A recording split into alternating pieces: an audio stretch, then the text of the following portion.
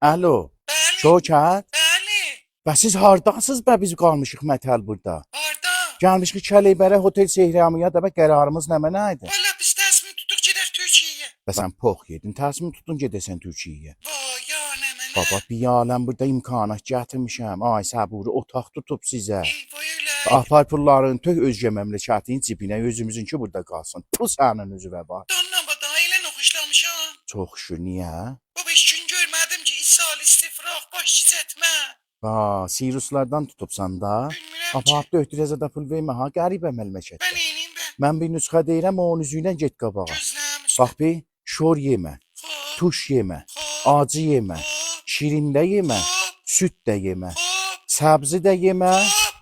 ət əslən yemə. Əcələlə bağışla ha. Bə sən bağ səni bir yiyeyim. Demədim ət yemə.